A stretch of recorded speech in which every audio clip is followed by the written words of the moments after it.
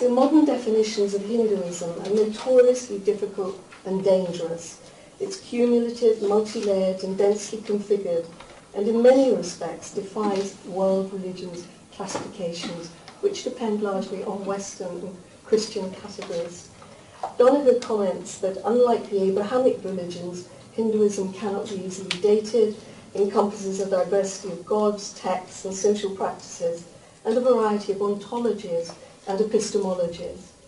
Hindu thought is multi-perspectival and multidimensional. It assumes that the universe is moving, jagat, and flowing, samsara, and that all beings are related to each other over vast eons of time and space, animals and humans.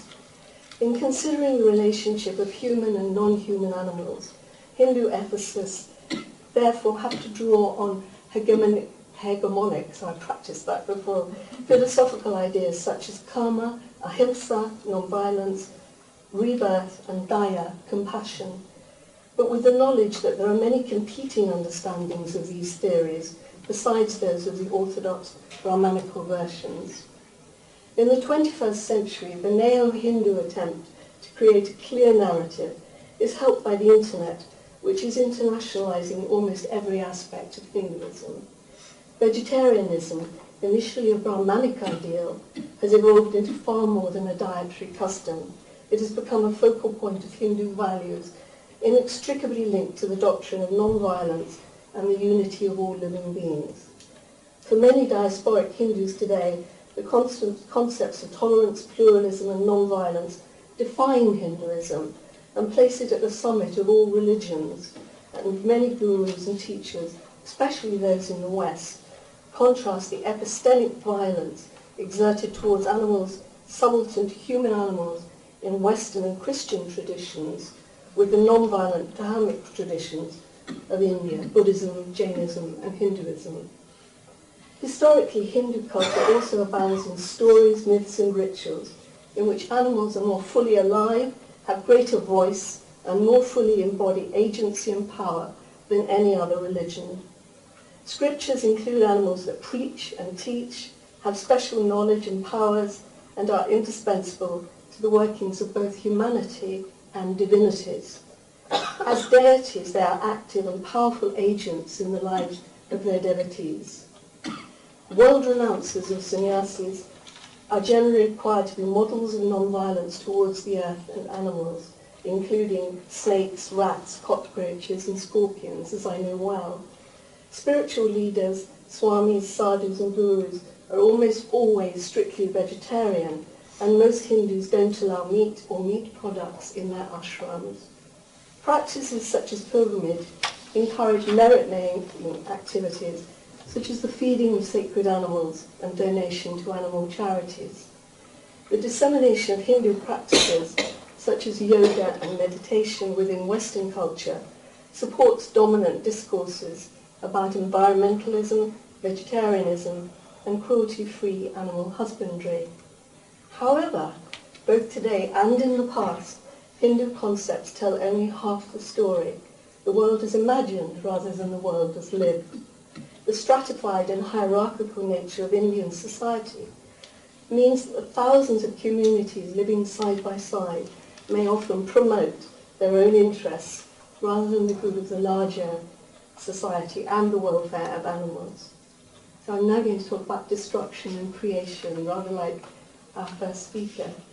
Hindus, Buddhists and Jains have for centuries debated what humans should eat, hunt and kill.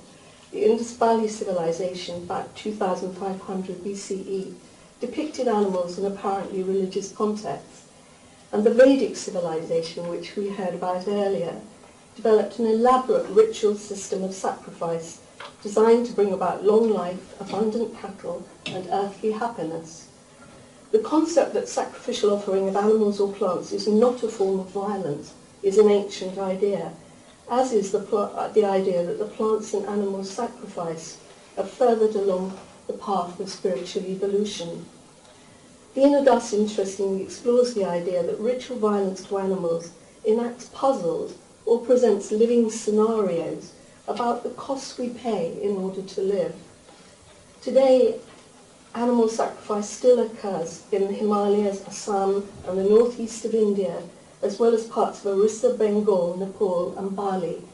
My own experiences come mainly from Nepal, where Bhairav, the fierce form of Shiva, and tantrically worshipped impure goddesses are worshipped by sacrifice, Bali, offerings of fresh blood and alcohol. And there is, as Michael suggests, tension, or rather a dialectic, between two strands of Hinduism, the pure vegetarian, smarter Hinduism, and the kind of tantric Hinduism, which implies alcohol and blood sacrifice. I'm now going on to talk about rebirth, karma, and ahimsa. For many Hindus, the imperative for the ethical treatment of animals derives from understandings of karma, rebirth, and non-violence. All living beings have souls, undergo cycles of birth, death, and rebirth, and depending on their karmic heritage, are embodied in any number of life forms. They have their own life, interests, and ability to feel pain. Ahimsa, which literally means not harm or non-injury, carries an injunction of non-injury towards all living beings. In the Mahabharata, the dying warrior Bhishma explains to Yudhishthira that the meat of animals is like the flesh of one's own son, and that the foolish person who eats meat must be considered the vilest of human beings.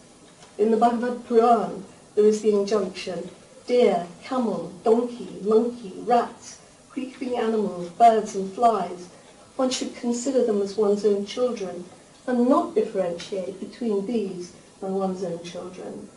And Krishna, beloved, declares in the Bhagavad Gita that I am the Atma abiding in the heart of all beings. I am also the beginning, the middle, and end of all beings. Animals in Hindu mythology, iconography, and ritual. There is also a more theological, personal, and devotional explanation. Hindu deities who are regarded as forms of one ultimate truth, as we heard earlier, are invariably depicted with animal companions, or vahan.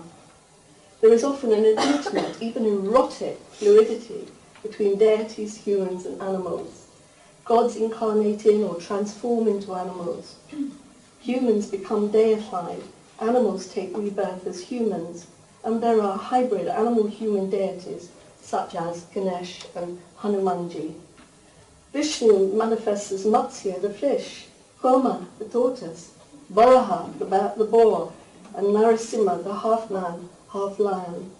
Shiva, as Pashupati, lord of creatures, lives in Nepal in his animal form as a deer. And he says, here in this flower-adorned forest, I shall stay happily, joyfully playing amid the animals.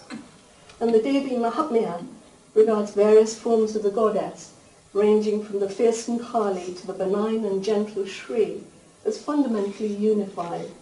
In the form of Durga, she rides into battle fully armed, riding a fierce lion or tiger, and slays the great buffalo demon, Mahishasura. Krishna, the all-attractive, all-beloved of all creatures, expands himself into the form of cows and calves and suckles from the teats of mother cows. And as Jacobson remarks, the sacredness of the divinity in animal form spills over onto conceptions of living animals. I'm now going to talk about precept and practice. However, Hindu concepts also contain a clear notion of human spiritual exceptionalism and the notion of a hierarchy of all life forms. Many Hindu gurus like Aurobindo teach that some souls are more advanced along the spiritual path, inasmuch as they have rid themselves from animalistic tendencies. Souls gain higher or lower evolved bodies as a consequence of their past actions. Also, Hindu society has a diversity of caste and community rankings, which often legitimate self-protecting elites, who may often neglect the interests of the wider society, particularly of women, Dalits, and animals. There is a strong link between humans, animals, especially as food, and the idea of pollution and its ritual manifestations. Chamars, whose hereditary work obliges them to handle dead animals and work as tanners, shoemakers, leather workers, were traditionally regarded as untouchable.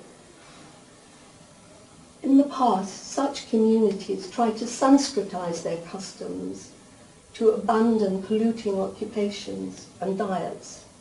And today, some Dalits, particularly those following Ambedkar, reject Hindu Dharma as an ideology of oppression. And some of them have led to becoming important politicians, and we can particularly think of Kanshiram and Mayawati. Gandhi, cow protection, ahimsa, and satyagraha. Many individuals, Hindus, Buddhists, and Jains, have profoundly shaped Indian attitudes to animals. This is particularly the case with 20th century thinkers and reformers who responded to the influence and challenges of Christianity and Western thought.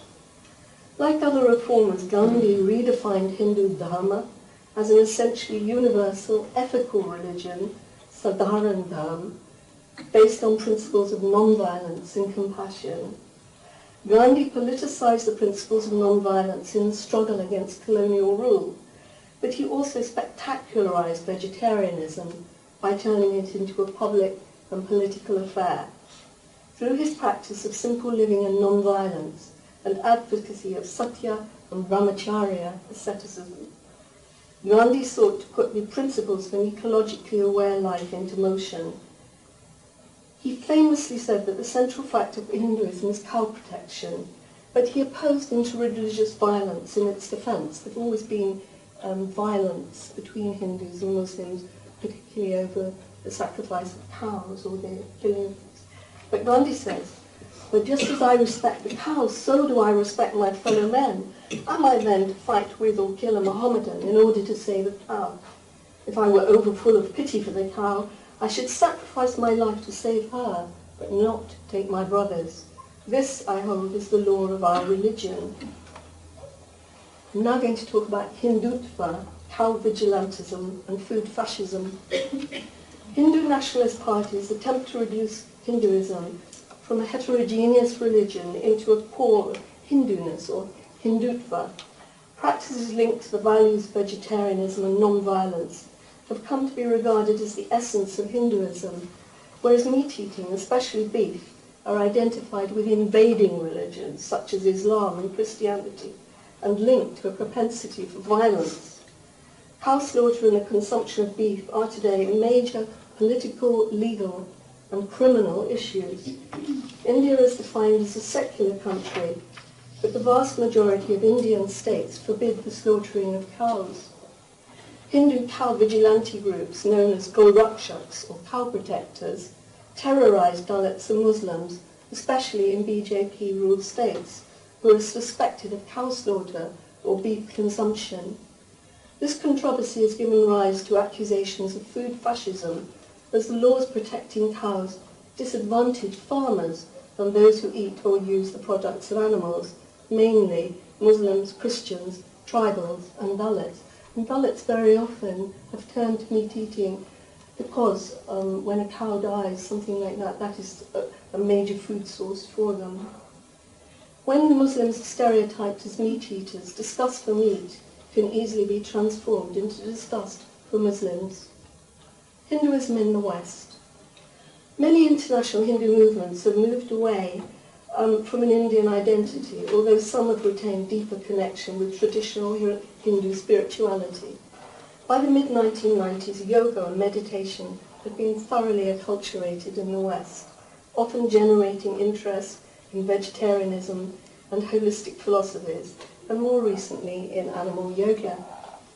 ISKCON, a Vaishnava Bhakti movement, has had remarkable influence in its advocacy of vegetarianism, eco-farms, cow protection, cruelty-free milk, and its charity Food for Life is the world's largest vegetarian, non-profit food relief organization, and it now works in partnership with animal rights and environmental movements to promote lifestyle change.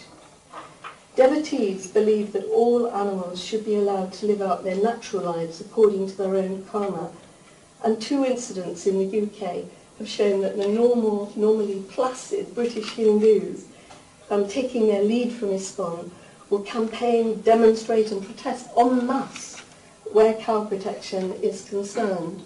Perhaps I should say that the founder, Swami Prabhupada, thought that the wars and battles in the West were all to do with meat eating, and he felt that Christians disobeyed the commandment not to kill.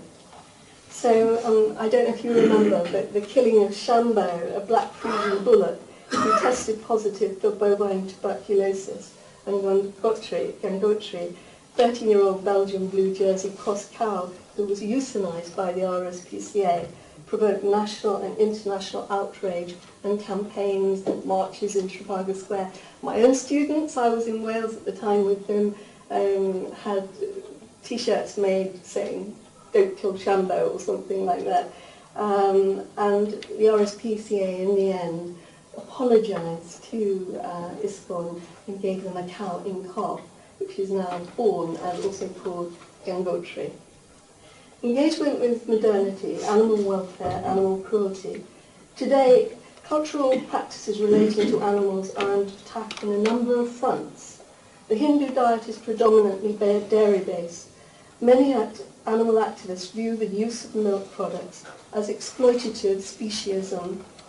Other practices targeted include animal sacrifice, especially in Nepal, where you saw a picture in 2009, an estimated 300,000 animals were killed at the Gadamai festival. Can I say that this is very much a sort of, it is the largest, and it has get the most newsworthy, but as far as I know, it has been stopped.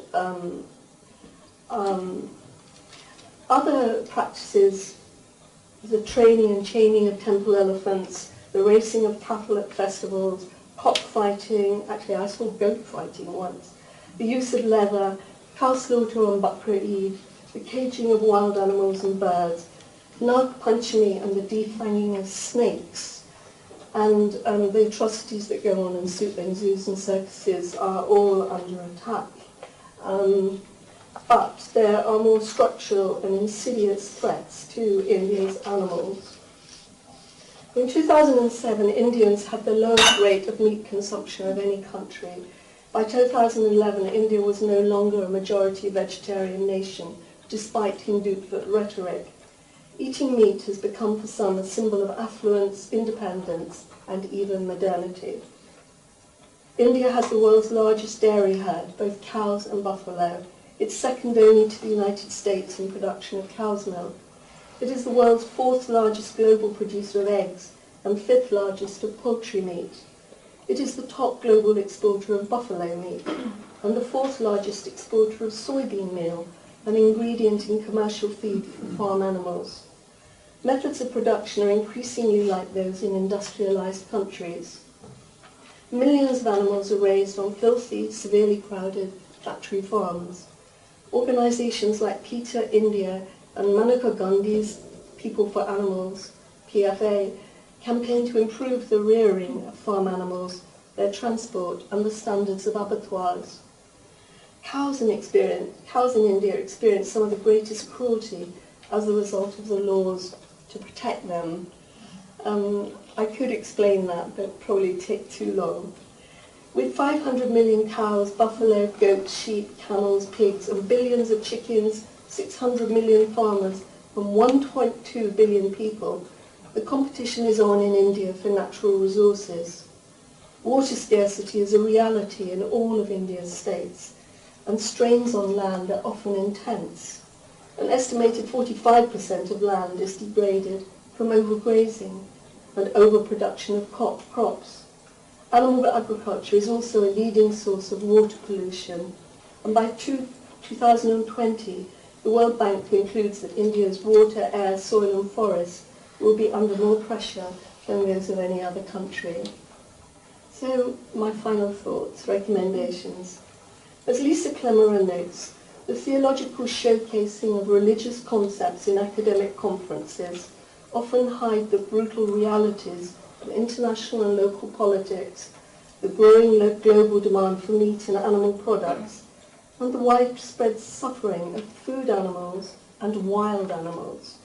However, in the case of Hinduism, there is a vast reservoir of beliefs and practices that can help promote animal welfare. Today, many Hindu environmentalists and animal welfare activists follow Gandhi's philosophy of non-violence and satyagraha, regarding animal protection as a spiritual practice. And it's notable that secular advocacy groups now use dharmic teachings to get their message across. For example, the recent March for Justice, organised by India Unites for Animals, sought the introduction of the Animal Welfare Bill in the Indian Parliament to prevent exploitation of animals. It forged a coalition between secular NGOs, animal activists, and spiritual leaders. So my final thoughts are, Hindu teachings practically applied have the power to expand justice and ethics to reduce significant animal exploitation. They provide metaphors and motivations that transcend the logic and rationality of utilitarian arguments. They embed ethical prescriptions in stories, oral traditions, performance and ritual, and in the philosophical concepts, cultural sensitivity, creativity, and ethical imagination that connect Hindu culture to the animal world. In an age of consumption, one of Hinduism's greatest resources is its living tradition of asceticism, restraint in consumption, and simplicity in living that treats the earth with respect and views animals as companions on the same spiritual path. Thank you.